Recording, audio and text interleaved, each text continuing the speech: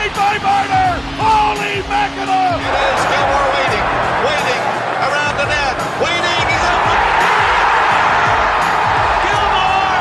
Johnny Toronto! I wonder if they can hear it on Long Island. Great move! What a goal! Beauty! Austin Matthews! Bless you, boys! What a game! Welcome to the Maple Leafs Hot Stove Podcast, episode 96. I'm Nick Ashbourne, joined as always by Anthony Petrielli. We are coming to you before the fireworks start to go off in the Maple Leafs offseason. It is going to be an eventful one. Things have not really started to get rolling just yet, but we expect them to shortly with the draft coming up and then the opening of free agency. Anthony, I think we should probably start today with some of the the big names who are still in house for now. Mitch Marner, John Tavares, Matthew Knies, obviously critical players for the Maple Leafs, potentially heading in different directions. I'm not sure if there's that much more to say about Marner at this point. I feel like we did a bit of a Marner eulogy last time around. It seems extremely unlikely there's any way for the Leafs to and Marner to reunite. I don't think either party wants that. I guess the question would be if you buy the idea that a sign and trade of some kind could be in play, or you think that's just kind of wish casting by people hoping to get something for Mitch Marner's exit. Yeah, I mean, I would have felt like that a couple hours ago, and then Nick Kypreos puts out his latest trade board, and Mitch Marner's at the top of it, and he's talking sign and trade, and he's throwing out players that would, or a player that would genuinely excite me, and William Karlsson, who I kind of addressed this week to say it doesn't sound like Vegas is traded. Like on the Vegas side of reports, their reporters are saying like they're not trading this guy, and I don't think they should. But hey, if that's how it went for the Leafs, I'd actually be pretty excited and say this actually worked out pretty well for them. But I'm not going to allow myself to get my hopes up there. Yeah, I mean, normally when you're thinking about something, a sign trade, which for people who are not sure about the mechanics of that, like the reasoning behind that is to get that extra year so you can offer the maximum 8-year contract. That doesn't have a ton of value. It's a bit of a perfunctory thing, and the other team throws you something nominal back. But the reason why with the Vegas situation it could be slightly more significant is that that team just doesn't have cap room right now compared to some of the others in the league. And to bring Marner's contract in, they have to send some money out the other way. Like you said, Anthony, I still don't really think that that's going to happen. You've heard some chatter from Elliot Friedman and more speculation, I think, than sort of true reporting that there'll be the idea of a shorter contract might be floated, something that takes him to his age 32 season. That's not the way hockey players normally do it. That's not the, I hope he does, because it would just further expose who he is and what matters to him. I mean, it's interesting. I think when you're sort of a franchise player level talent, which I mean, maybe Mitch Marner believes he is, but I think the last few seasons have shown that he, you can't necessarily build a winning program around Mitch Marner as your number one star, because he was their number 2 star and they weren't able to build a winning program. But if you're someone like Austin Matthews or Connor McDavid, I do kind of understand the idea of I'm going to sign shorter contracts and make sure that this team is competent and kind of keep the organization on their toes. You might not like that as an organization, but I get that as a player who would have all the options in the world if they went to free agency. Do you think that's why Matthews signed for short term, to keep the Leafs accountable to winning? I mean, I think that it had a little bit more to do with the potential of earning more as the cap went up. Personally. I think it was entirely due to making more money and had nothing to do. He's never had a press conference like McDavid had. Like, show me the path to us winning. I mean, maybe it's unfair to put Matthews and McDavid in the same category, but I'm thinking sort of, I mean, LeBron James. No, I know what you're saying. Across sports, right? Yeah. Like, that is something that people have done in the past. I just don't think Marner is of that caliber where it's like, hey, Golden Knights, show me that you can win. It's like, that's not really how it works when it comes to Mitch Marner's history and the Golden Knights history. So I don't know. I'd be kind of surprised if he did it. And as you said, if he did it, it would really send the message of like, this is a savvy move to try and get as much money as I possibly can.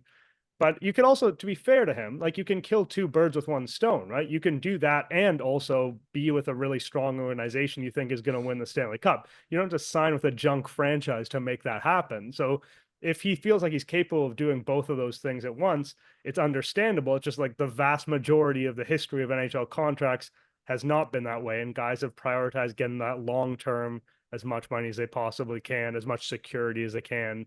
And you have to think that's the most likely thing with him just based on history. But he is the type of player and potentially the type of guy who's more likely to think outside the box than some others.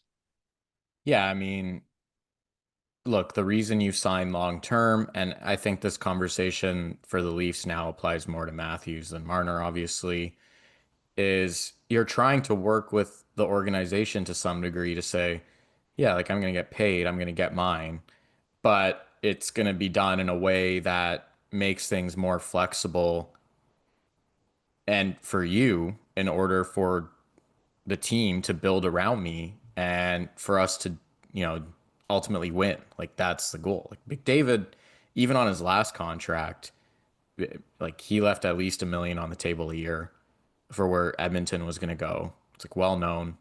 He dropped his salary a little bit in order to try to, you know, create a little bit of extra wiggle room to help them win. I know that he like personally took it upon himself to attract Connor Brown over, right? Like that's also a widely reported story. He took him to Soto in Yorkville and sold him the pitch, got him out to Edmonton. And it's like, I don't know, to me, that's the company that Matthews wants to keep. And to me, it's like, well, then where is that part of it? Because he is going extremely short on term. He is maxing out the dollars at every possible turn. You know, maybe it's happening, but I haven't really ever seen or heard of a report where it's like, man, Matthews is trying to get this guy into the organization or putting on a sales pitch the way that you see, not just in the NHL, and we're using McDavid, but you see it in any sport, right? NFL, NBA, like constantly your guys that are trying to bring guys in. And I'm not seeing that at all. Like I'm actually kind of curious if he's going to take Marner leaving like a little bit personally and maybe, have a little anger to him this year, like maybe have a bit of a point to prove. But like I've kind of been waiting for any one of these guys to have like a chip on their shoulder and take something personally for like 8 years now. So I'm not going to hold my breath that that suddenly happens now. But, again, like that's kind of the territory that they want to see. And then, just to keep it more on Mitch though, for now, look, like it sucks losing him for free. Like I can say it a million times. Like there's no like that's bad for the organization. Like losing a player of that however you feel about him, losing a player of that caliber for free sucks. Like if you knew last summer he wasn't coming and you had no hope for it, should have traded him. And like it sounds like they kind of did. It sounds like they definitely kicked tires with Vegas last year. Couldn't come to an agreement. And I'm not sure if that was entirely on Mitch. Like it sounded like they were looking at guys who I would have looked at too, were I them at that time, that weren't willing to waive their no trade clause to come here, to go from tax-free Vegas, where those guys could probably do whatever they want in public and nobody knows who they are, to taxed up Toronto, where you're not really going out in public because everybody knows what your face looks like. Fair enough. But it does hit a point where, I don't agree with the Rantanen trade. Like we said it at the time. And I think it worked out kind of what we said, right? I was like, I don't know why they would trade him. He's way better. But at least they got something for him. Like they didn't walk him for free. So I think that part's an organizational failure. But I'll let you go first, because I think there's some positives here. I was going to say, I understand that, but I also think that people are treating it as too much of a shock. When you sign a contract that is going to, with a player of this caliber again, that is going to have a no trade clause, or sorry, no movement clause kick in at the end of the contract, there's a pretty good chance you see yourself as a contender. You're going to want to take that player relatively close. You're going to want to take that player to the end. And you mentioned Colorado. They did bail out, to be fair to them. And I think we were pretty critical of that move because it was a bit of a white flag on the we're true contenders this season at a time when they still had a lot of superstar talent on that team. But when you sign a player who has a no movement clause that's going to kick in at the end of that contract, you're only available to trade him earlier on, but why would you're assuming that you're not going to want to trade him like when you make that commitment because you're thinking we're going to be a contending team. And the problem with the Leafs is that they were both a contending team and not a contending team at the same time, right? They had regular season success and theoretical talent that said we are a Stanley Cup contending team, but they never got close to that point. And so as a result, it's not shocking to me that they took Marner to the very end because they saw themselves as a team that was contending for a title and they saw him as a very high caliber player. And those two things meant that they kept the player. And that is, whenever you put a no movement clause in any contract, you are accepting the possibility that this is one of the outcomes that can happen. And does that mean you should never give away no movement clauses? Does that mean you should be willing to give guys more dollars so that they don't do that? Sure, like you could argue that they failed in the negotiation and ended up being a lot of money, right? But at the They same being time, Dubas? pardon? They being Dubas? Sure, you can make it one person, the organization. Well, no, Dubas signed off on it. Well, like it's his name beside that deal. Sure. He did fail. I mean, there's no argument. He failed. Yeah, so I feel like that's more of the point of failure as opposed to now. I think there's a good argument that when Treliving came in, that they should have aggressively explored that possibility because I think that there had been enough proof of concept that the group didn't quite work at that Trey time. got dealt a tough hand, man. It's like hired, and I think he had weeks to trade him before the no movement clause kicked in. Yeah, it's hard. It's Yeah. not impossible. It's not impossible, but that would have been a really, really difficult move. And he also got hired by a president who called not to like fully like I said, if they knew last summer that Mitch wasn't staying or like in highly unlikely, then he should have put the boots to him in the summer and just made it happen. But like he also got hired by a president who went around and called all four and said Well, nobody's going anywhere, and then he would have had 2 weeks to trade Mitch at best. Like yeah, and that's the guy who also in your job interview, you probably didn't say to Shanahan, like, I think all those guys that you compiled and think are great are actually dog shit, and I want to trade Marner immediately when I arrive. Like that'd be a difficult job interview to do. I get how it all played out, but it just feels like there's this level of like shock that this is the outcome where the moment you sign that contract, this is a possible outcome. Like it just is. When you put the no movement clause in, yeah. that is always going to be a possibility. I mean, there's no shock. It's more of just I don't respect how the Marner camp does business. And then that trickles down to the feelings about the player. Like I said, it sucks. So we talked about it sucks losing him for free. There's no getting around that. But what I will say is usually when you lose a player like this, like had Colorado just walked ranting into free agency, he was making millions of dollars less than Mitch. Usually you're walking a player who signed an RFA deal who's making millions of dollars less than what they are worth to free agency that you lose for free. And it's tough because now you're not only replacing a really good player, but you're not even opening up the appropriate cap space in order to try to backfill or change direction or whatever. In Marner's case, I would argue as of this moment, like he was getting paid what he was worth at best. Like this wasn't a guy that was making $8 million, $9 million. Like he was getting about as maxed out as you could possibly get for what he is. So I do think that opens up a little bit more additional opportunity than you would traditionally get from a player leaving for free. Like cap space is an asset. You can find ways to use cap space always, especially for a team like Toronto that's going to be able to spend right up to the cap any day that they want. And then the second thing I'll say is winger is the most expendable position in the sport, like by a country mile. You like the other three positions, center, defense, and goalie, are so significantly more important than winger. I wouldn't even know where to begin onto explaining why. Like centers control the middle of the ice, defense dictate the tempo and the pace, and take on tough matchups. I don't think anyone needs to understand why goaltending is so important. Like losing a really good player at wing, center, defense, or goalie, like you would want it to be on the wing. And the Leafs already have a high-end winger. Like Nylander is a top 10 winger in the league. And they have a 1C. Like a lot of this will really come down to just like, is Matthews healthy or not?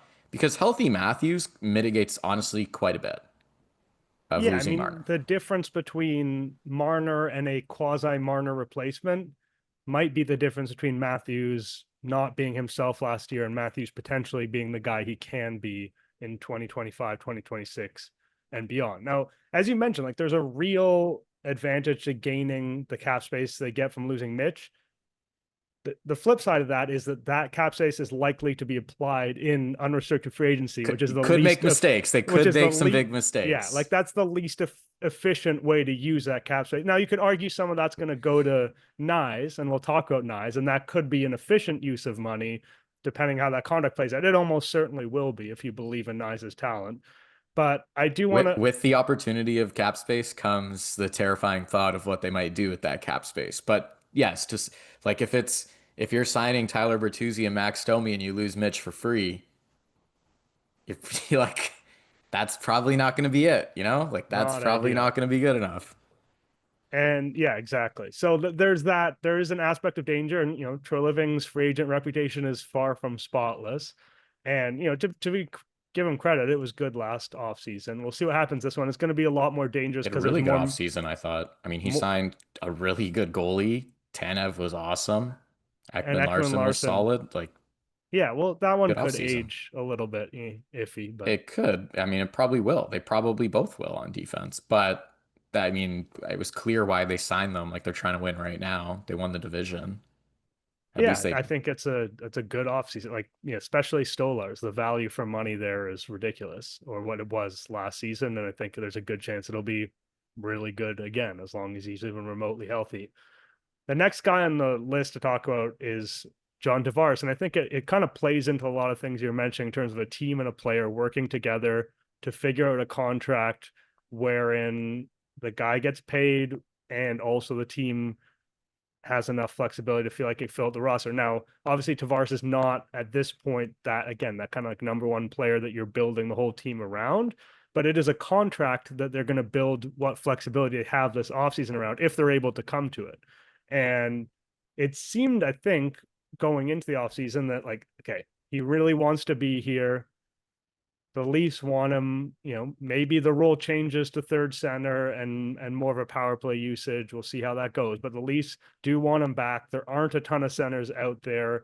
And if he can give them good value for what he's worth, he's made a lot of money in his career. Maybe this will be the time where it's a little bit of an extended term and it's cheaper. It's Tanev-esque, whatever that looks like.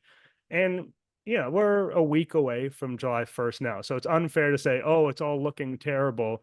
It's not going to happen. I don't think that's fair to say. There still seems to be pressure, I'd say, pushing him back towards Toronto again, because this is where he wants to be. That's the reality of it. But it has, at least the early reports are that it has not been exactly breezy so far.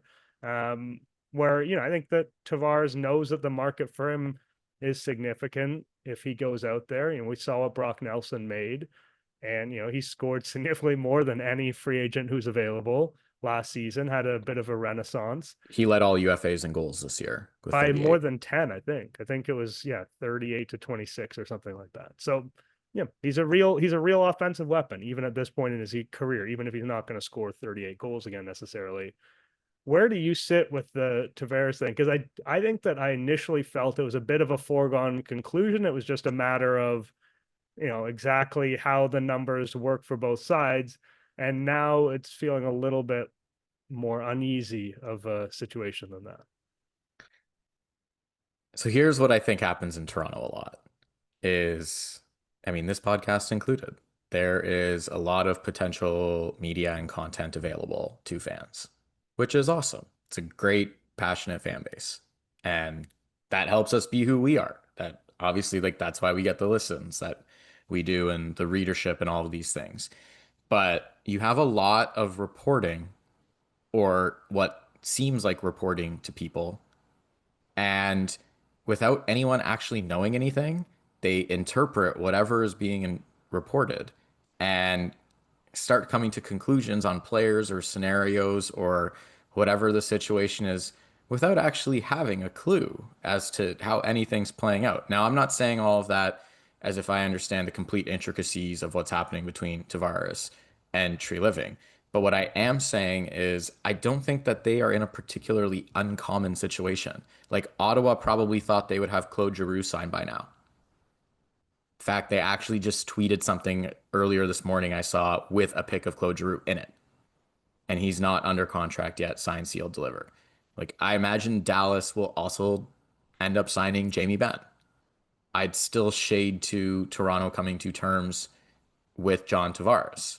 Like the one thing, like, it's tough when you hear everything coming out. It's like, well, they're far apart and, you know, Tavares like X amount. Like realistically, what I think has happened in the realm of all of it is it was probably going pretty steady, but then that Brock Nelson contract came out. That's a problem. Like he played with Brock Nelson. Nelson's making a ton of money. Did not have a better year than Tavares. Like Tavares has firsthand viewership of Nelson, probably looking at him going like, that guy's gonna make $7 million, and I'm supposed to make 4. And I had 38 goals this year. Like that, and I get it. People are sitting there going, well, they've already paid you and blah blah blah. But like at some point, that gap is too cartoonish as any, athlete would have with some level of pride. And then on the flip side, you have the Duchesne contract come out after that, which is way less, 4.5. It's for an extra year. Duchesne also had realistically a better year than Nelson. And now it kind of muddies the picture in terms of you have these two signed deals for players around Tavares' age and like caliber, who I would argue neither of them had a better year than Tavares. And now it's a little bit trickier to find a number that makes sense because you have like all this like, all this noise around you. And then at the same time, people are freaking out because they're, everyone had just assumed Tavares is going to sign like the biggest sweetheart deal of all time, which also is a little bit unfair to think that like he's just going to give himself away for free. And everyone's like, I can't believe it's not done. And I'm like, I don't know. If you had to handicap it, do you think it gets done before free agency? Because I'm still leaning towards yes at this rate. Yeah, it is. It's very tricky because we're talking Like you've got a week to go. Like that's a lot of time. About the psychology of John Tavares. Like that's what it comes down to, because I don't think that the Maple Leafs see the value in going to something that is just shy of market value. I think that they want to have Tavares back if it is a significant discount, because there is some value in letting all that money walk. Again, we talked about the same thing with Mitch Marner, like getting the maximum flexibility.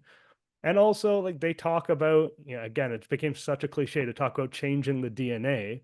But realistically, this team is built around Matthews and Nylander going forward, potentially Knies. And, so I guess the defensemen are locked up, but they're generally speaking older. I don't think you'd say that you're building around Jake McCabe or Chris Tanev or anything like that. So I think that there's a case for the, if Tavares really wants to push it closer to Brock Nelsonville, which is totally valid on his part, then this is sort of an off-ramp that makes sense. And does that put the Leafs at risk of having next year look, iffier than they want it to be? Yeah, it does. But I that's where I would sit with it, where it's like, if it's going to be Tavares on a huge discount and it's like such a value, you almost can't afford not to buy it, which is a terrible way to think about buying almost anything. But I think you know what I mean. Then absolutely. But if it's not, then if it's Tavares on a slight discount, and again, he doesn't have to offer any discount. He can go and try and make however much money he wants, and I'm not going to begrudge him that. He lived out his dream in Toronto. That's cool. He could see this chapter is over. I don't know John Tavares, but from the Leafs perspective, I don't think he sees this chapter as over. I don't think very so much either. wants to stay. I think he wants to stay too, and it's just no. I don't think he wants to stay. I fair. promise you, he wants to stay. He wants to stay, but you talk about pride, right? And if the Leafs are really holding firm on something closer to Duchesne, he might think, you know what, that's insulting and that's stupid, and I can't get there. Like, as much as I want to be here, like that's just a bridge too far for me. And that'd be a reasonable thing for him to think. And so it's hard to speculate on where he's at with that.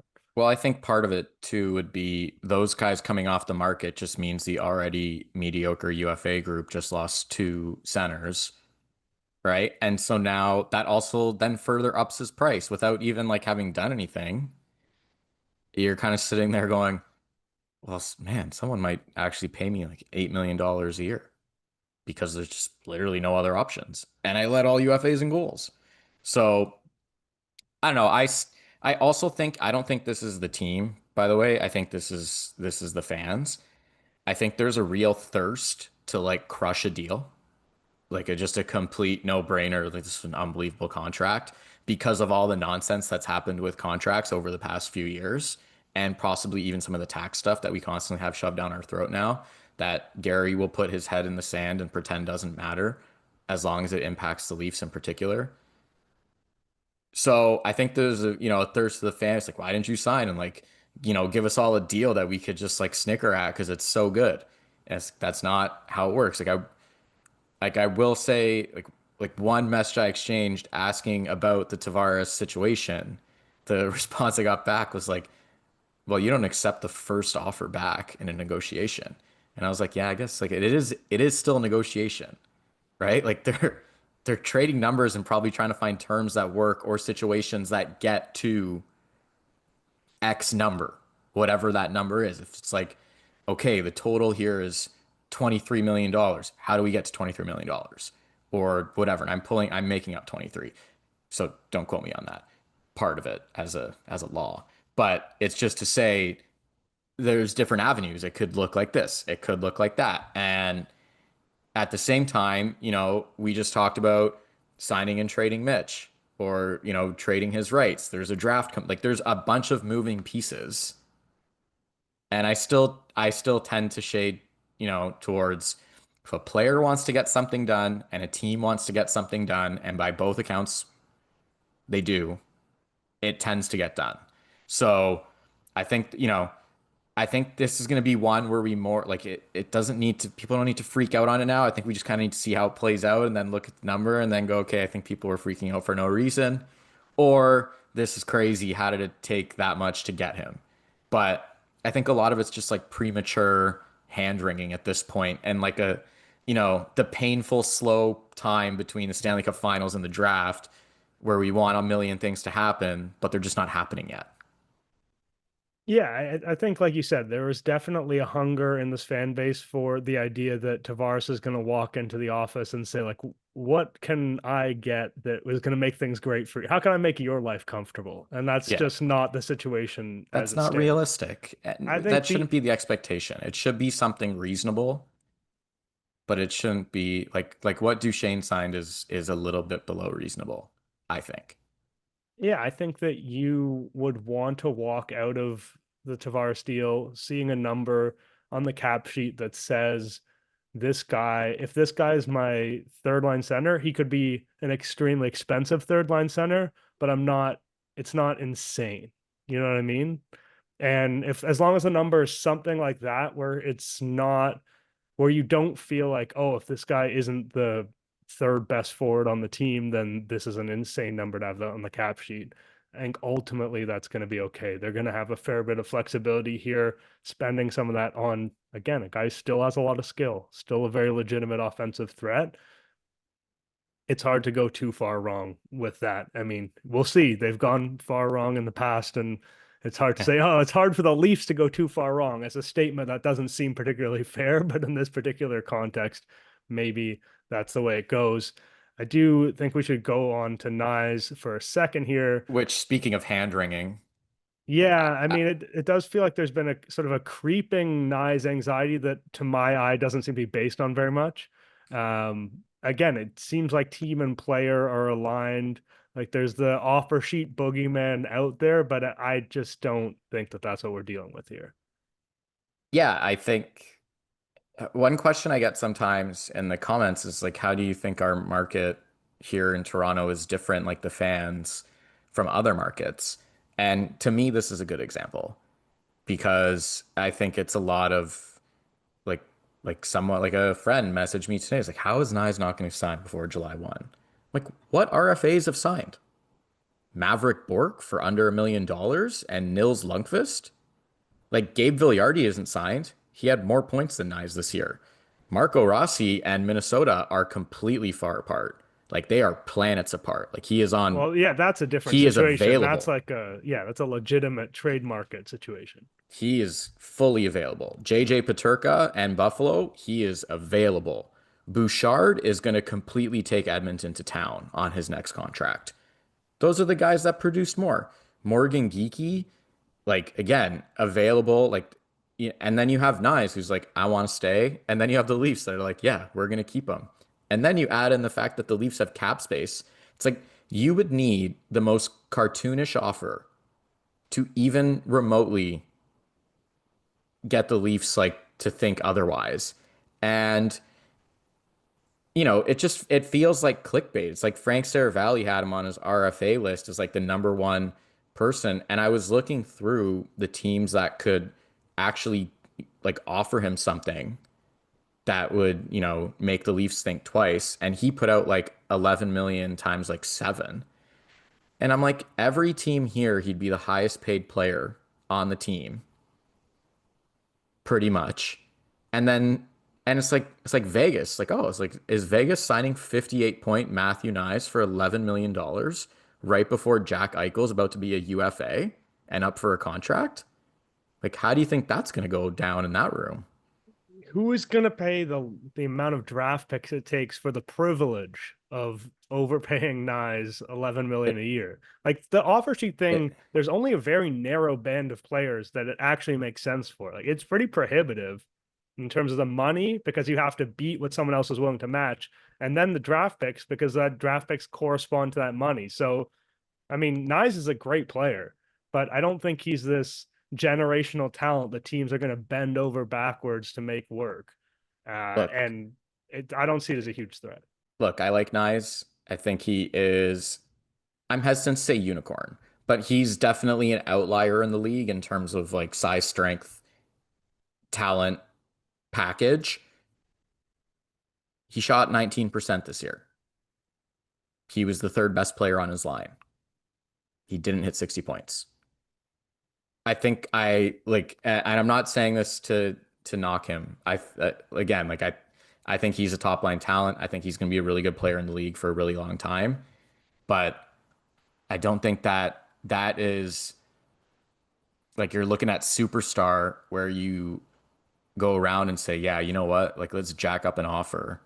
And to be clear, the only way that you're doing it is by jacking up an offer because the Leafs have cap space. We're not looking at like a Leafs. This isn't a typical Leafs summer anymore. We're like, we got to talk about, a bunch of players that are going to make $1 million and like scrap heap veteran they can sign. They are flush with cap space. Like you have no ability to price the Leafs out of Matthew Knies. The only thing you can do is offer him the absolute stupidest contract to have the Leafs then take all your draft stock. Which I mean, yeah, and at the end of the day, I think Knies he's a really good player now. He could be a star player someday, Yeah. but you have to have like a true superstar track for a team to consider doing something like that. And that's a bridge too far for Matthew Knies at this point.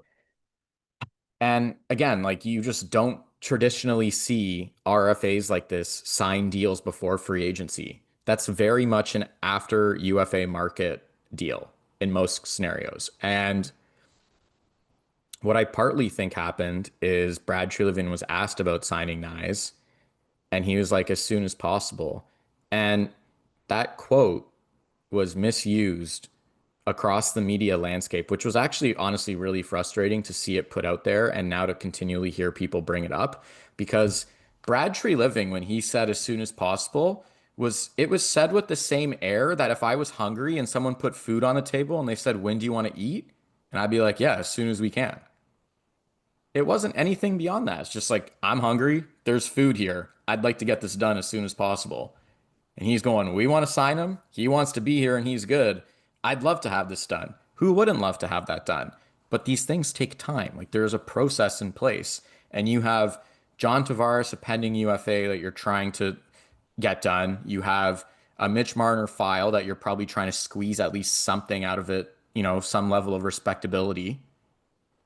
And you kind of go down the line and it's like, well, you also have this RFA that you have a ton of cap space to address whenever you so please. And I'm sure they have a rough idea of the range of what it's going to cost. And that's really all there is to say about it. Like, I just don't, like, this is one where I'm like, I think people are wrong on it. Like, they need something to happen. Like, they're so thirsty for something to happen that they're freaking out. And I'm like, this is pretty par for the course for RFAs. Like, these guys don't generally sign in June. They just don't. Like, that's not a priority for teams right now. Yeah, I think sometimes it can get acrimonious if there's a massive disagreement between the team and the player on Sure. valuation. But Sure. we have no like there's nothing out there that to suggest that that's the case with the Leafs and Knies. We've Like, only heard that Knies wants to be a Leaf, the Leafs like Knies.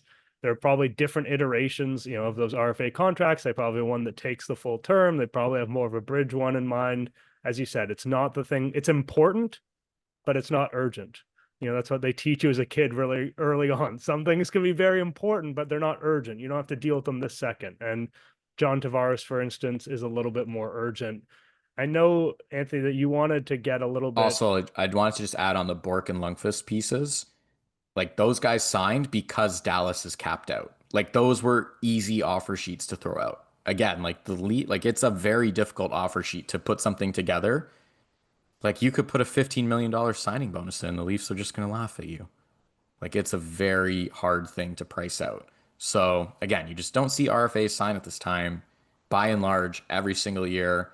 But there's battle scars in this city because of you know, the three special guys there. Anthony, So I knew you wanted to get to the draft a little bit. We'll talk a little bit about the draft and free agency. It looks like we're running long potentially, hoping you don't matter. It is an off-season preview. We could call it a special episode to some extent. So Thursday is draft night. The Leafs they're not swimming in draft picks right now. They have a second, a third, two fifths, a sixth, and a seventh. But this is the first draft for Mark Leach, who they brought over from Dallas, this amateur scouting director. I don't think it's fair to expect like this is a draft where the tables turn and suddenly the Leafs are an incredible factory of turning middle round draft picks into NHL contributors, but it is a little bit of a new chapter for the team, and it is noticeable that over the years, as much as the Leafs have traded away first round picks because that is sort of the currency of the league and the best trade chip that's often available, they've still had picks later in the draft. It's not like as much as first round picks are the picks you expect to come players, you also expect to get something from the rest of the draft. And that's what they need to start to do, even in these years where they don't have first round picks coming up. Here they are. They do have a little bit in the middle rounds here. Is there anything that you hope to see, maybe like bigger picture philosophy wise, types of players? Because I know that neither you or I know that you're more of a sicko than I am in general hockey sense. But I I do don't. like Owen Griffin around that range. I will say he had like he lit up the OHL playoffs. He's a bit of a late bloomer. He kind of does track to me, at least as someone their previous regime would have liked, which people might not like to hear that. But the Leafs did have some success signing guys who or drafting guys who had strong second halves of the year. Like, Fraser Minton did really well in that kind of role. Like, Matthew Knies was obviously an excellent second round pick. Like, they did identify, Easton Cowan was another guy that really good in the second half of the year. Owen Griffin just kind of strikes me in that kind of range. Like, he was an honorable mention and in Bob McKenzie's little report there. 16 goals in 21 playoff games. That one kind of strikes me. So we'll see.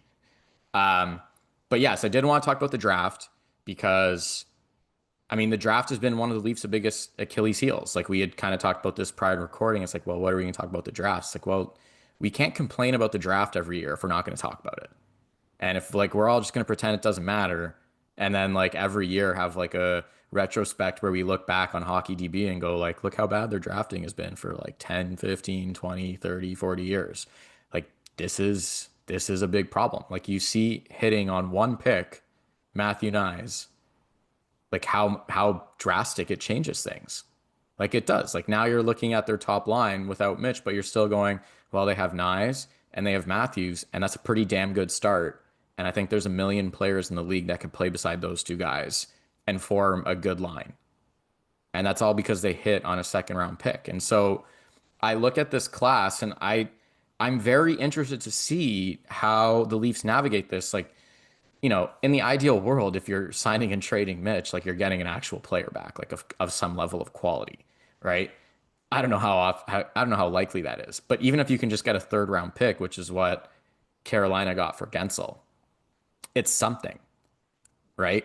And if you look at their stable at the moment, yes, they've traded their first round picks for the next 3 years. We're well aware. I should also note that they are protected. This is not the Phil Kessel situation. All those picks are protected. So there is some positive in that. But, you get seven native draft picks a year. The Leafs have 6 draft picks this year. I get it. Their last one is in the second, their first one is in the second round towards the end. They have 2/5 instead of a fourth. Like it's not like they have 2, 3, 4, 5, 6, 7 in like the perfect way in which you would, all things being equal like.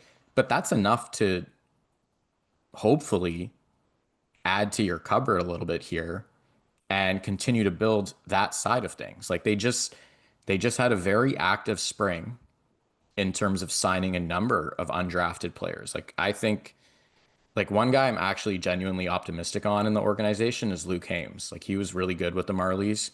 I did go out of my way to try to watch a few games and I sat there going like he looks like a player. Right? They signed Prokop. He's a little bit older. We'll see if that one pans out. They signed a few other guys, right? They signed Boris Vallis from the WHL as an overager. Like they're taking some swings there, but now we're approaching a draft where you do have 6 picks to play with. I think there's some opportunity here to kind of continue to add to it. And then, there's some players that they're probably looking to shed, whether that's David Kampf, whether that's potentially Calle Yarncroc, whether they're just done with the Nick Robertson experiment. Like you could pretty conceivably, if you get a third round pick, even for just Mitch Marner's rights, like you could pretty conceivably see a path to drafting like 8, 9 times this year. Yeah, and I think that again, you're not going to be necessarily excited about the round some of those picks come in with the guys you referenced, like Robertson and Yarncroc and Kampf, but it's pretty clear that they'll be looking to move off some of these guys if they can. This is potentially the time to do it. When it is more of a dart throw, the best thing you can do is get as many darts as possible. And yeah, I mean, you never know when a 5th round pick, 6th round pick, 7th round pick becomes a contributor. And the thing about it is you can never expect that one will. Like, there's a reason why guys last long in the draft. They are not expected to succeed in the NHL.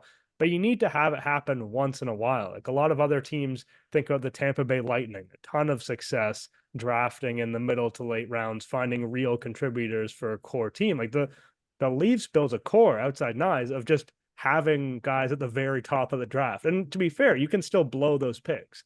They deserve credit for draft. I mean, Matthews wasn't even really a choice, but What did Florida have 3 draft picks on their team that just won? Everyone else was like trade waivers, UFA. But yeah, to your point. yeah, but you also end up sometimes those guys become young players who are useful, and then you end up trading. Yep. Like there's multiple ways, right? We discussed earlier how you're getting that money freed up by Marner leaving. Well, you're going to end up spending it in arguably the least efficient way, which is free agency. The most efficient way is just having cheap players that you develop. Like the Leafs can't. Their only pipeline for cheap players can't be 38-year-old dudes who want to play in Toronto at the end of their career. Like that's not your ideal pipeline for cheap players. I don't have a broad draft philosophy that like I need to see them carry this out in this draft. It's hard to say. It's all very case by case. I like to see teams draft a goalie every year. It just seems like it's such chaos out there. Just like keep adding to the stock of those guys. Don't worry. It's like drafting a quarterback in the late rounds every year. It's like just pick one. Don't worry if you have one now. You might not in a few weeks, and who knows who's going to be good. So, I mean, that's something I kind of like to look at because if teams don't for a long time, it seems silly to me. Other than that, I mean, One thing I also will look at is size, just because it seems to be something this front office really values. And we'll probably talk about that a little bit with some of the unrestricted free agent targets for the team. But they talk about the tree fence, and maybe it is more in defense and offense. We'll see. But that is something that they seem to value. They want to have a bigger, stronger team. Craig Berube seems to want that. By the time these guys end up in the NHL, if they do, will Berube even still be there? Who's to say? But that is something the organization seems to value. Yeah, and I will say that if you look at Calgary's draft record under Tree Living, it was really good. A lot of those guys are doing well elsewhere, in particular Bennett and Kachuk at this very moment. But if you were to go through it, I mean, Gaudreau was obviously a late round pick. They swung on Fox at the time. I think in part like he was a known faller, but still it applies. Coronado's turning into a good pick. Like you go down the line, like Rasmus Anderson now available. Like they did quite well. And then you're combining it with Leach, who obviously is coming from a Dallas program that like the draft has really been the lifeblood of their success to this point. That seems to be going in a different direction now that they've started trading some of those guys away and brought in Rantanen and Robertson's on the table and all that. But by and large, they did really well. So I'm very curious. And then I'm also curious as part of this draft is if they're able to restock up any picks for 2026. Like this is a big story to me. It was a big story last year, and their second round pick, which is Florida's second round pick in the 2025 draft, was acquired last draft as a part of a trade down because they didn't have any picks, right? So they've been a little bit of robbing Peter to pay Paul kind of thing going on for a few years. But end of the day, when you look at it, next year in 2026, they have a third, a fifth, and a sixth, and that's it. So one pick in the first 4 rounds. And look, even if you're talking about, drafting players and whatnot, even if you're like, I don't really care, they're trying to win right now. Fair enough. They don't have any assets though to trade. Like you're not getting anything for like a third and a fifth of note. So like you saw the prices on Carlo and Lawton. And, like unless you have a Brad Marchand type who's like, I want to go there and only there, and you appease it, and it's Toronto, you're in tough. So, I do think that's what they did last year. Obviously, they traded Timothy Liljegren too to add a third. So I'm imagining that we're going to see some level of, like, hey, we have 0 picks next year, pretty much. Like we need to kind of try to get ahead of that and jump the gun. So I'm kind of curious between all that. It's are they going to sell any players off for picks in 2026, or are they just going to continue to maneuver around within 2025? But the volume there and sort of the philosophy, I know you're talking about size. I'm kind of looking at it saying, and this is the hardest thing that we never know from the outside is really just like the character of what you're bringing into the organization. Like as we're spending a lot of time constantly talking about contracts and not nearly enough time talking about winning. And like, I know those things go hand in hand, but I know in a cap system, what ultimately happens is teams that win do have some players who leave a little bit on the table, which is something Brandon Shanahan talked about like 10 years ago and then was never able to actually do it. So like how that all kind of plays out is intriguing to me too. Yeah, I mean, I think it'll be pretty hard to predict which 18-year-olds will be in 10 years willing to leave some money on You the don't. table. But I know what you No, mean. but Like, but they whether they want, even get there is part of the character too, right? Like making the NHL is hard. Like it's hard. Like for you need to sure. have special, either you have crazy talent, which is what the Leafs drafted, or you have special character. Do you see any trades for this team outside of the kind of like offloading the pieces they're not super fond of and hoping to get kind of mid-late picks either this year, or maybe you could even do it in 2026 if it's a round higher or slightly more appealing pick from a different team or something like that? Like, do you see any world where they're acquiring? Because I mean, the general consensus, and I think it's fair, is that there's just not a lot that the Leafs have to trade. And, Easton Cowan is the big prospect, but, the prices are high and there aren't that many guys available who might fit. Is there something, this is Are the the time of prices year. high? I think this is the time of year where the prices are the easiest. Like the Leafs could have afforded that Trevor Zegras trade. Yeah, that's fair. Like I mean, Zegras does not seem like the type of player that they're interested in they right now. should not have been interested in him, to be clear. But they could have made the trade. Like Mason Marchment, they could have made the trade. They had a third and a fourth round pick. Yeah, I mean, and that would have been, I think, more palatable, but there's also reasons to not want Mason Marchment as Yeah. well. And that was a very particular situation with Dallas because Dallas was just so desperate financially that they had no leverage. I mean, I think those are the kinds of moves, right? The trades that I think would be very difficult for them to get in on are like any level of Brian Russ sweepstakes. If Colorado's like, we're also not paying Martin Necas, which would be hilarious, and trades him as well. Like the Leafs aren't going to be able to get into bidding wars unless you're like, yeah, we're emptying the prospect cupboard, which I don't think that they should. So there's like a certain level of player where I kind of go, I don't think that they could really like make that kind of trade.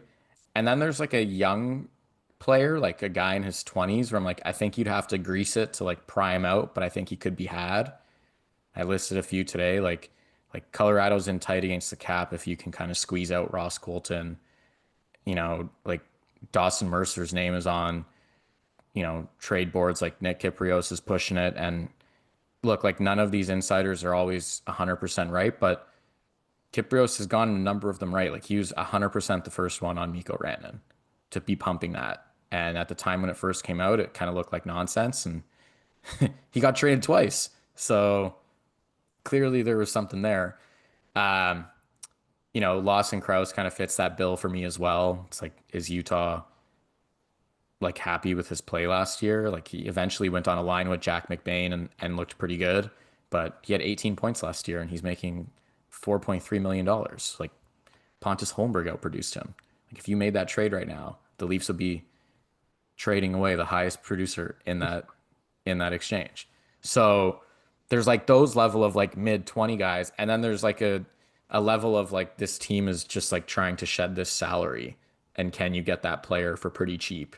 And he's not actually bad at hockey, which is like Andrew Kopp, who I loved when the Rangers went on that conference finals run with him that first year where they like traded for Vetrano and stuff. Like I thought Kopp was nails in that playoff run. And he can play center. He can play anywhere in your top nine except for the top line center, basically.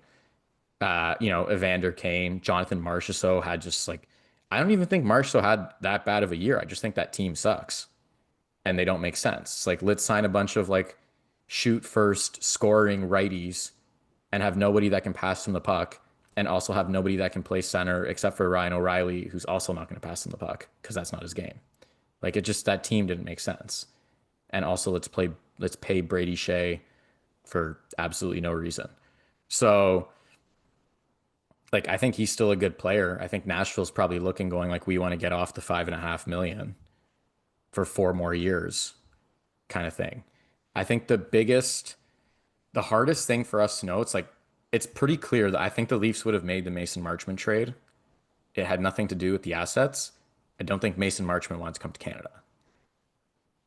And we're already hearing with Marchessault, it's like he wants to go, like he's not going to want to probably come to Canada and get taxed the way that Canadians do. Like that's already coming out there.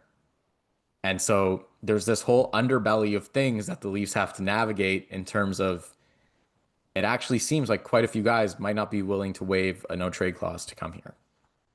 Yeah, we're not quite living in a Winnipeg Jets world right now, No. but there is a certain class of player that is just not available to Leafs that might be available to other teams. And as you said, we will not know exactly who that is a lot of the time. Like the Leafs, as it currently stands today, according to Puckpedia, have the 5th most cap space in the NHL. And the only of the teams that have more than them, 4 of them, 3 of those are the Sharks, Blue Jackets, and Ducks, who are not attractive destinations and also not teams that are necessarily going to be aggressive adding veteran salaries in terms of where they are in their development. So I think you're right in that the Leafs' weapon, if they in the trade market, is the ability to absorb salary. It's not the ability to send out assets. And yeah, that's a good thing in a sense, because sending out assets is more costly to your organization. But on the other flip side, if you're basically absorbing salary, you're not getting, you're not getting the best of the best. You're getting complementary players on contracts that at least one side thinks are kind of iffy. And if that's the case, then it's almost like you might as well just go out into the free agent market and sign your own iffy contracts, which I think is probably what the Leafs are going to do more than anything when it comes to building their team. Now, I'm not calling them iffy in advance, just that, again, buying through free agency can be a risky way of doing business. It's two hard markets, right? Are you going to give up assets for players that teams are trying to shed? Or are you going to sign a player for free, but probably pay him extra money and or term in order to woo him here? So that's always the fine line. I'd love to see him bring in some guy in his 20s via trade where, it's like Dawson Mercer can't block a trade to Toronto. Like he'd have to eat it and come. So, like there is some benefit in doing that and looking for those kinds. It's like you've removed a layer of nonsense in order to acquire them and things that you don't have to deal with. But then that takes us to the UFA market, and it's a tough market. I think there is, I mean, like any UFA market, there are some good players.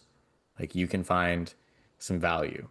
And like at one point it was kind of what, in the conference finals, I was like, I love Brad Marchand. And obviously in the Stanley Cup finals, I loved him too. But as he kept scoring every game, I was like, oh, this is a problem. Like every goal, it felt like he was pricing himself out a little bit further or just making it even more ridiculous to sign him.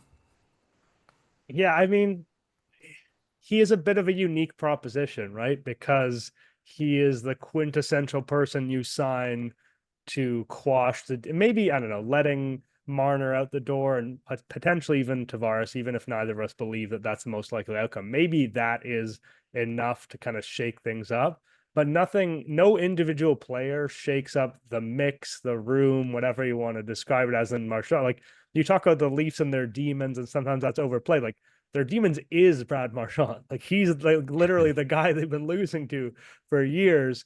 And if there's one player who could change the tone, and like all of this is so unscientific, and it's the stuff that I generally rebel against, but Marchand is special in that way with his place in the Leafs history, and he is a bit of a singular figure. Now, again, it seems like he wants to stay in Florida based on what you're seeing out of the gate here. It may not be an option to pursue him at all, or one that's reasonable. But if the Leafs gave Brad Marchand a stupid contract, I could get behind it in a way that I couldn't for almost any other player. It's it's a tough one because for the first year I'd probably be okay, but some of the numbers kind of seemingly getting thrown out of what it would probably take to get him out of Florida. My issue is I don't know if he would be worth that contract this next year. Oh, Meaning like if he from signs for on like ice production, no. Like from an on ice, like if you try and compare what he would get to what he's going to produce on the ice, it will not line up. Like the math will not math on it. It's just it's about whether you believe that there's a greater purpose and a greater value to this. like I do think that there is, but I'd have a big problem with like year one of 37. Like you can't actually play up to the salary that you have. Like that's usually a recipe for disaster. It's like Tanev signed long term, and like we know that's not going to age well. But Tanev was like worth almost double what he was paid this past year. Like he was lights out. He is so good. I love Chris Tanev, and he's making way less on the cap, and that's part of it. But if Tanev was making like $8 million right now, I'd be like, we have an issue. Shouldn't be making $8 million. So I guess that would kind of come into play with Marchand unless it was on a short deal. But he's flashing four fingers right now to anyone that'll ask him at a parade. And so that to me is concerning. It's like You can't get term and also not be worth the money year one. Like that, like you can't get both. Like you can, and that would be like some level of Leafs tax that I really think that they need to do a better job of eliminating as an organization, where it's like you can't just like come here to get paid. Like this is not like a place to like have fun and get paid. Like this is a place for like sacrifice and winning. And they But need to change that that. is why you sign Marchand, is to help make it that. Even But if it's his not if you're contract, overpaying him yeah, right but his away. contract wouldn't send that message. But you're hoping that like he literally would. Do as I say, not as I do. Yeah, That's what you're exactly. hoping. Yeah. That would be the philosophy. That's no, I do think he would help with their public perception. I do think their public perception's a problem. I do think that matters in this market. I don't think that's like nothing at all. I know some people probably don't care about that stuff and think that it's like neither here nor there, but I do think that they have like a genuine public perception issue. I think that they are themselves aware of it, like within the organization. Maybe not the players, but I think the organization is definitely aware. And I think they want to take steps to correct that. And, the reality is, if you listen to a lot of these guys speak, it doesn't sound great or inspiring. And at the same time, I also sympathize with them a lot because there's a ton of media here. Every word that they say is highly scrutinized, and they get asked a lot of stupid questions, like a lot. Like if I'm losing a game and I'm a little bit upset and someone's asking me about like what happened on a goal or like whatever, you know what I mean? Like I don't care. We lost or like whatever. And I think that the team and the players have been kind of trained to be like pretty guarded and not really give anything in those situations. And I get it. But then it kind of comes off as like standoffish or aloof. And I think there's a whole perception thing there that I do genuinely believe is worth addressing. And I think Marchand probably helps with that because he just won't care. He has 2 cups. He's old. He's probably a Hall of Famer at now. Like that guy's not, he's doing whatever he wants and he's saying whatever he wants, but he can articulate himself in a way that is going to like command respect and probably bring a little bit to the organization. It just as you kind of go through it, it's like it's tough. And It's tough then to swallow. Like, so for example, you think of the Florida players, and we know that Treliving values winners. He brought in 2 guys from Florida last offseason, and he kind of referenced that Florida is the team that you want to be in his press conference after the year. Like, Florida has these big 3 guys, right? They've got Marchand, they've got Bennett, they've got Ekblad. Doesn't seem like Bennett's going anywhere. But in a world where Bennett was a guy they targeted, like Bennett's not someone that I would pay that premium for, even though he was very successful in the playoffs. Like I do think that Marchand's a bit of a singular figure in that way, where it's worth considering. Maybe in the end you don't do it, but like it's worth considering being stupid sometimes. He's one of those guys where it's worth considering being stupid for. I wouldn't consider being stupid for Sam Bennett. And Ekblad is kind of an interesting situation because that would be a huge reforming of the team in terms of strength of defense versus offense. And, he's going to cost an absolute ton. I think his market's going to be really interesting. I don't see them in it, but. so actually he's the one I didn't write about him. I had said it I think I said it in the comments. I don't think I said it in the article, which was to say like I don't like the UFAD market. There's not a lot there for me. I like Gavrikov, but there's no point of the Leafs signing him, even though he's good and he would help them. It doesn't make sense based on who they have. They need right-handed D, basically. That's the Yeah, only thing that makes and sense. I genuinely like Ekblad. Like I would go out of my way to get Ekblad. I know he has some injury issues. He was really good. I thought he was excellent in the playoffs this year. He had 13 points in 19 games. He had the big goal in the Tampa game where Tampa scored twice in like 10 seconds and Cooper was like basically flipping people off on the bench, like celebrating and like fired up. And then he scored, right? I think he scored twice in that game. One of them was disallowed. Like he had a big playoff, like through and through. He was really good against the Leafs. He played 24 minutes a night. I'm curious on that on the Florida end. Like Marchand blacked out this playoffs. Like that's probably not happening again. And he's like 8 years older than Ekblad, who plays way more on their top line or their top D pairing as opposed to their third line with like 2 young, emerging, really good hockey players. I'm like, I'm kind of watching it going, well, I guess I don't know if they just don't believe in his injury history or something to that effect, but if they're walking like a 6'4", 6'5" right-handed D-man who plays with their best D-man that allows them to have this awesome second pair, and he's young-ish, like at least for a UFA, and plays a game that I think will age okay. Like he's very interesting to me. The reason I just haven't talked about defense much is, I mean, they have to move someone, and if they're gonna move someone, like realistically, it's got to be Morgan Riley. Like I probably, mean, right? you'd want it to be Morgan Riley, but there's no indication that there's any openness to that. So, like, It's you can move Benoit, like you could Yeah, I just mean, to you can flip move Ekman Benoit Larson. You somewhere. could you could move Yeah, Carlo. like You could. I just I also sit there and go like, is he gonna trade Ekman Larson a year after signing him? And he had a pretty solid first year, and um, he actually does a bit more than Riley in terms of plays both sides, PKs a little bit. Like he was basically the same on the power play as Riley at this rate, given they both ended up on the second unit. You know, he makes less than half of what Riley makes and is signed for less term. Like, so yeah, could he feasibly move Ekman Larson? Sure. But it doesn't really add up to me. So I think defense has been flipping tough. Benoit for nothing really, and then bringing in a credible right-handed D is fine as a concept, but it is, as you said, it's not a good market. It's difficult to find the player that would be worth doing that for, especially when the forward core just needs so much resources put against it. I mean, you could feasibly see a path to, do you think they could get a respectable top nine forward from Morgan Riley? I I don't know what you can get for Morgan Riley. I think that Morgan Riley's like on a contract people aren't really gonna like I don't know what team feels like they need I, Morgan Riley. I lean towards yes, they could. I think he's That kind of pair would probably have to be somewhat overpaid, I think. okay. So let's say you get a slightly overpaid veteran top nine forward in exchange.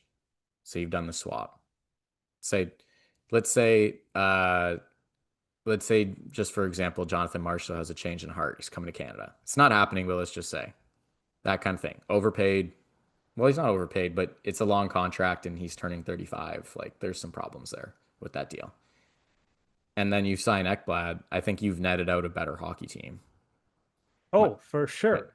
my issue with talking with defense across the board is like you really have to do some gymnastics in terms of like you got to trade Riley. Now you got to find a partner, like a team that's willing to take him and a team he's willing to move to. Not an easy thing to do. And then you got to find a deal within those confines, which you're probably going to get crushed on. But like, is it worth it to get rid of the contract? Probably. And now you got to sign it. Like, there's so many what ifs along that path that it's a really hard thing to write about because you're sitting there going, like, that's not straightforward. Like, you're not just like firing up the video game and asking the guy to wave and like, that's it. Like, there's a lot of levels to it. And then at the same time, like, we're talking about Ekblad, but the UFA D market, I would blow a hole in their defense to get quite a few of them. Like I love Bowen Byram. I think he's awesome. He's so young. He's already won a cup.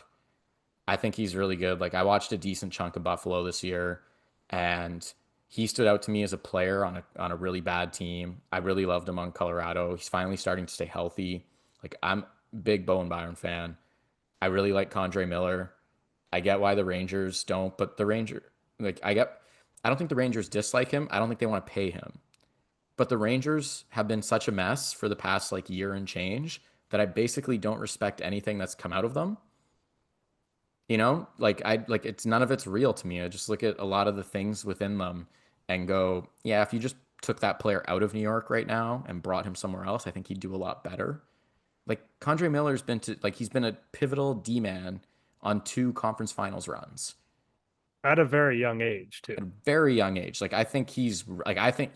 I would blow a hole in the defense to acquire. I know he's not the right-handed guy that you want, but I don't care. Like he's so young and talented. Like that's worth it to me. The one who's not, in my opinion, is Rasmus Anderson. Like I like Anderson. I would take Rasmus Anderson, but like approaching 30, wants to get paid, was a disaster defensively last year. Yeah, I mean that name's gonna keep coming up because of the Treliving of it all. And But I'm sure he I wants them. Yeah, and the Leafs have been linked to him before. I think the difficulty with any of it is just we talked before, the Leafs just don't have that much in the way of trade assets, and you're throwing it all, like, you're trying to throw everything at a defensive upgrade when there's so much work to do with the forwards. It's hard to see it happening. Like I only see a Leafs D move being yeah, kick Benoit out, basically bring in a right D that you think moves the puck a little bit, gives them a little bit more of a puck moving, a little bit more offense, because that's something that Trilling referred to, and obviously Benoit doesn't give you any of that, which is Like go not to get say like that he Jordan was bad in Spence. the playoffs. Go get like Jordan Spence in LA, like a young righty, Yeah. some level of upside, like he can move the puck kind of thing. Yeah, like that's I mean, logistically, that's the easiest path, the path of least resistance of just like adding some level of improvement without like going crazy. I just, yeah, I mean, like, it's the roster could go so many which ways right now, which is like both exciting but terrifying because I could, like, you could sit there conceivably and say, like, they should really spend like this off season, even though with all the other needs at forward, like, they'll fill things out. But you could sit there and say like they should really focus on like getting rid of the Riley contract and like trying to find like another like elevated top four D man, like something that like, helps them push Tanev down the lineup or like gives like Carlo a partner he's gonna have better success with or whatever the case is. Like you could add Condre Miller and be like, why don't you go play with Chris Tanev for a little bit and learn from him and we'll play McCabe and Carlo together. And you would look at that and go like, yeah, I'd be excited to see that kind of thing. But at the same time, you could sit there and say, like, just leave the defense as it is. You have 7 defensemen signed. Like, they're all NHL D-man. And, like, figure out the forwards. Like, try to get something for Marner before he leaves and, see if whatever you come to a deal with on Tavares and Knies and fill out around them. Like, like, it's not a tall task to find a winger to play with Matthews and Knies. Again, like, I'll say it a million times. Like, that line didn't dominate. How many times did we sit here last year and we're like, they're playing these guys together, they're paying all their best players together and they're not dominating. Like they're fine, but they're not amazing. Like were you actively watching them play last year and excited when they hopped the boards? Because I wasn't. Yeah, I mean, there's a combination of things there. I mean, Matthews wasn't Matthews. And Yeah, then there's also that, I mean, that's the biggest, to be honest. Like, that's the headline for that you can underline it. for sure. That's 100%. Like it's not to say like it's not the blame is not on Marner there specifically. It's all of them actually. But it's just to say like the juice wasn't worth the squeeze. Like it wasn't like we're sitting there going like, man, this line was so good that they're really screwed now. Well, Sitting there going like they weren't that good. Like they were my fine, but they weren't good. They weren't bi- sick. big picture philosophy, I think, on the what you do with that line is like, I don't mind if it's Domi or if it's someone who's offensively oriented that they get in free agency. You throw them up on the first line and they'll perform well. And then you do a little bit of the platoon where it's like if you need to use Matthews in a defensive situation late in the game, then you put another right winger in with him. And so instead of trying to, like, you're not going to find a Yeah. Mitch Marner who's going to do No. both. So just be comfortable with two different players, one for certain situations, maybe most situations, and one when you're really playing defense. Like we used to see Nylander get pulled off the ice late in games when they're defending leads because they're like, we don't want to see that. And then over time, he got a little bit better and they stopped doing it. But like, I think that they should be thinking along the lines of a Mitchie platoon replacement when A they think hundred. about how to do Matthews. The fact that you could conceivably sit there and like I'm agreeing with you, but like I'm saying by you, I mean like anybody. You could conceivably sit there and be like, yeah, just play Max Domi on that line. Like they'll probably be fine. And like I'd agree. And that tells you everything you need to know about what that line was last year, which wasn't that good. Like they were good, but like they were like a top 30 line in the league last year. But the way that they like everything that they sacrificed to keep those guys together, they needed to be like a top five line. And there's no planet in which that was a top five line in the NHL last year. No. Okay. Before we get out of here, I feel like the people demand throw a few forward names out there because forward is going to be the place where they're For probably sure. shopping the most. They have the money. I'm not impressed with the class. I don't think you are either. But who are some free agent forwards that you like that you feel like in blue and white would make sense for you? Who I I mean, like or who I think they're going to sign. I don't know. Go I both either. Well, that's a terrible Okay. answer. But Who you like? The people are listening to the podcast because they want to know what we think. So we'll start with what we think. Who do you like? that's fair. So if we're going through, like, I've already written about the guys I like, but I'll kind of re-up on some of the mid-tier guys I like. We talked a lot about Brad Marchand, so I'm not going to go down that rabbit hole again. Like, obviously I like Marchand. Everyone likes Marchand. It's just terrified of what the price is going to be. I'd be terrified of the price for Ehlers. I'm just going to assume Bennett stays in Florida at this rate. Um, I like Ehlers, and I think he'd help the team. I I like just, Ehlers a lot too. I just can't yeah, see it. Like I yeah. just don't imagine it will It, happen. I actually think he'd be fine here. I think like one of the sillier things we hear is like, oh, like wouldn't be good in like Berube's system. But Pavel Buchnevich was good with him. Like Yeah, Jaden not every Schwartz was player is good. going to be exactly the same. Tyler Like, Bozak was good. Like, did we forget him on the Leafs? Like, were you looking at Tyler Bozak? Like, wow, like this guy's an absolute animal. Craig Berube player for sure. Like, I think that's just like a made up lie. But I think Ehlers would be great here. You start hearing like $9 million, and like, well, he's not that great. Like, he's good, yeah, but he's not. I wouldn't pay him that anyway. So then you kind of get into the mid tier guys. It's like I like Connor Brown. Like Connor Brown has a soft spot in my heart. I like if you're talking about like picking up the slack for certain things in Marner's game, like Brown is a good penalty killer. Like I think people kind of view him as like a little bit vanilla, but if we're talking about sort of changing a few things of the way in which that team plays, like he's a hustler. He gets after it. Like he's not going to throw big hits, but he's a worker. And that's contagious on the team. He grew up playing minor hockey with Scott Lawton. That's not why I sign a guy, but I look at them and say, like, that could be 2/3 of a really good checking line. He's clearly demonstrated that he's capable of chipping in secondary offense. He had like 9 points in 20 playoff games this year, and he played in the finals with, I don't think it was a broken foot, but he had something broken in his foot. Um, like you look at him and just say like that's a guy who lays it on the line, and for like a cheap price, a guy who's been here before, a guy who never should have been traded in the first place. Like I like him as like a bit of a homecoming nice story when we talk about getting some like, you know, some favor back with the fan base. Like to me, he kind of brings that. Like that'd be like a welcome homecoming for me. And he's a guy who played I with think Matthews pretty extensively too. Not that like you would yeah, necessarily sign him for that, but that's an option. and I wouldn't sit there and suggest like that should be a long-term line, but to your point, like you could conceivably be like, Brown, go play with Matthews and Knies for 2 weeks.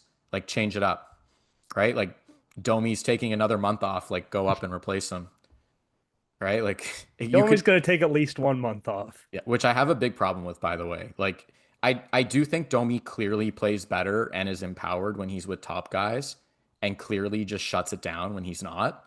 Like I think that's visible. And I do have a genuine problem with that. Like that's unacceptable behavior. It is. Like he's making a lot of money. And he can be a good player. Like we saw him be a difference maker in the playoffs. Like he took like 4 months off this year. Like genuinely. Like that was terrible.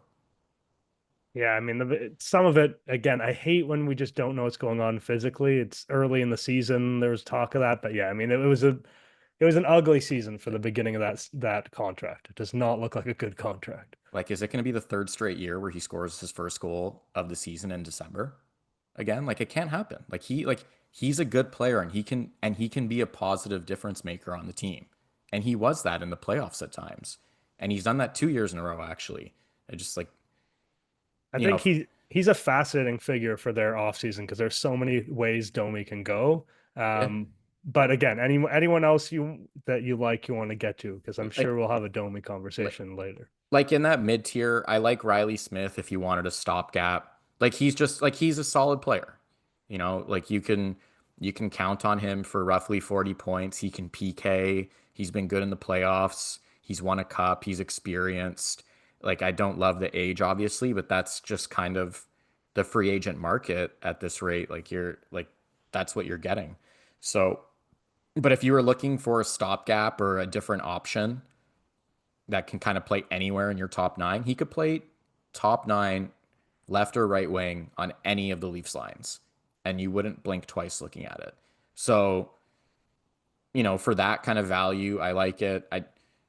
I didn't think that I was gonna like Beauvillier, but I honestly thought he was one of the best players in Washington's first round series against Montreal. Like he was genuinely like he was on that top line with Ovechkin because Protas was hurt, and he was really good. Like he's just like he's another guy. Like he just gets after it. Like I think that energy is contagious. He's like consistently elevated his play in the playoffs, which I think like I'm glad that that's a thing that people are now recognizing again. Like there's guys that sag in the playoff. Like there was the at one point in the analytic era, we'll call it 6-7 years ago, like that was kind of laughed at as like a myth. Like that's a thing. Like guys elevate and guys don't. Joe Thornton just made the Hall of Fame. Guy that didn't. So Beauvillier, a guy that actually elevates his game, and he's young enough. Like it's not going to be needle moving things. It's going to be like your third line is like less crappy than it was last year, kind of thing. I mean, that's free agency for you. I mean, there's the centers. You Who could do you talk like? about Granlund and Pia Suter in terms of, I mean, I don't like paying for Suter coming off that season. Uh, Suter's a tough one for me because he is like he's genuinely like he's really good defensively. I just which yeah, I but just again, you're just doomed to fall into the trap of paying him way too much money based on the if season he just had offensively. Just doesn't look like the rest of his career. yeah, Uh, that's if you pay him like I like him, but if you're paying him $5 million and he's putting up 30 points, you got a problem. Like Um, again, this is kind of lower level stuff. I don't mind rolling the dice on Anthony Mantha, just like a big boy, I keep not hearing his name out there. I'm not a Mantha fan at all. oh, I don't mind him. Again, like this is not going to cost you anything, and if it does, then you should steer super clear of him. But guy coming off an ACL, it was a 20-goal season before that. Looked like he was fitting in Calgary. Uh, Whenever I think of Anthony Mantha, I think of when he got traded at the deadline to Vegas, and somebody messaged me and said, "I will bet you any money you want that Bruce Cassidy is going to healthy scratch him in the playoffs." And he played like 3 games in the playoffs that year, did not and he's not covered himself with glory in a playoff setting he yet in his career. We'll say it that. it's just like it's just unserious hockey to me. Like that's what that is. It's just like yeah, like he produced a little bit on like a crappy Calgary team that was not really that competitive this year. And I'm sure if you're like hunting for value and signing a guy Well, for cheap, that's going to that's what produce. I'm talking about. I Yeah, don't think he's making buckets of money coming off this he's ACL. he's not, but I didn't like him before the ACL. I definitely don't like him now. I just there he's not like Zegras in terms of like Zegras has like real upside obviously still, but it's kind of interesting because like Zegras gets traded and you hear a lot. It's like oh well, like I could have taken like great trade for Philly. Like they took this swing on this guy that could be and it could become a good trade for Philly. But what I see right now is they're paying a guy almost $6 million who has that qualifying offer next year and hasn't played a lick of defense in his career to date and whose production has steadily declined. And maybe that's just health related and he's going to rebound offensively and he's going to find his game. But there's an inherently negative opportunity cost to having players like that in your lineup. Like that is a problem. And that's why the cost was what it was for him. Yeah, but I think there's a big difference between having a guy who's a prominent core player who has that kind of defensive negative and Yeah, finding I don't like think role players who bring some offense around the outside of the roster who are flawed. Like that's all yeah, role but players are flawed. Some of if them don't play offense, some of them don't aren't great defensively, some of them can penalty kill, some of them can't. Like this is if what you're I'm shopping for is imperfect players. if I'm bringing in any level of role player I want to bring in at this point has like a gamer like quality to them, and I just that is like the opposite of So Anthony Mantha. I can't sell you on Andre Kuzmenko then, I'm guessing, No, based on I thought he was actually good in the playoffs. well, after he went to the Kings, he was good. He was good. He was genuinely good. Like he was one in the comments where someone flagged like, "Hey, you didn't talk about him," and I was like, ah. Like I can see it with Kuzmenko. Like I genuinely can. Like he's 29. Like he's clearly talented. He's another guy. I'd be like, yeah, you could probably play him with Matthews and Knies, and he'd be respectable. He's the sort of player like you always end up paying for offense, and he's a rare player where his career has been so chaotic that I think you can get offensive talent at a discount. So again, we'll see what the contract for him would be, but he's someone who's legitimately interesting to me.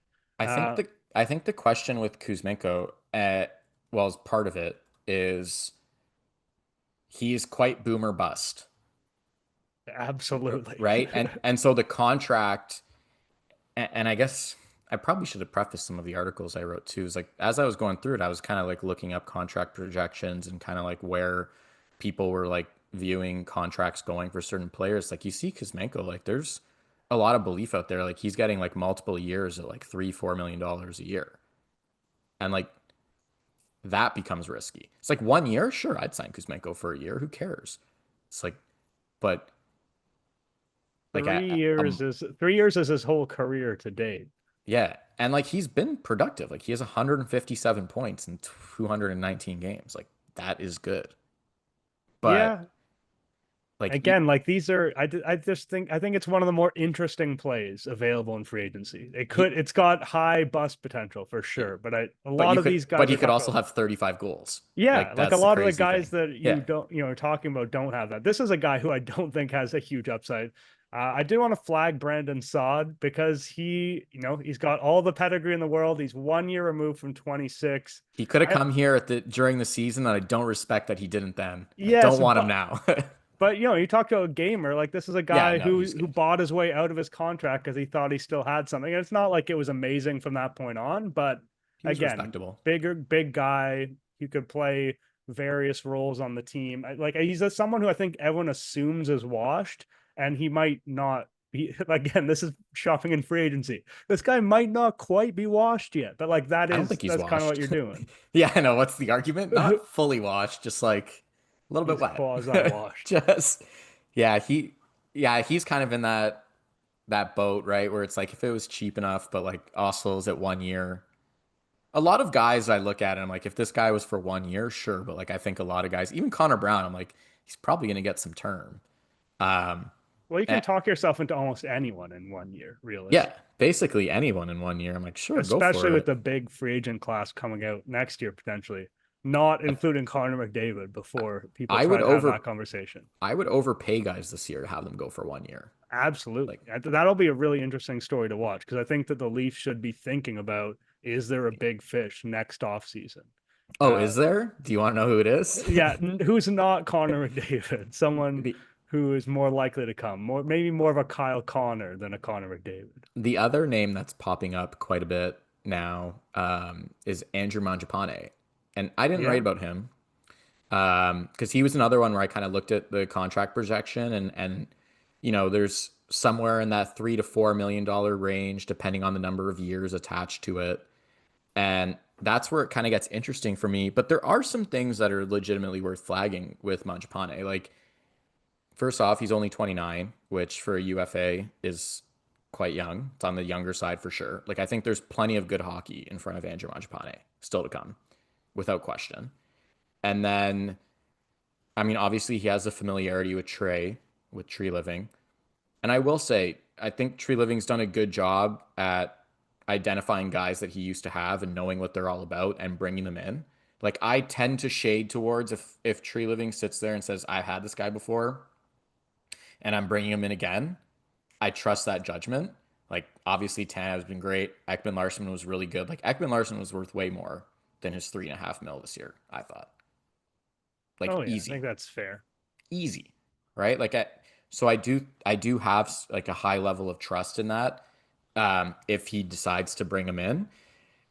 At the same time, like Mangiapane just has not particularly produced. And I do think, like we said, he's gonna get some level of like term and dollar.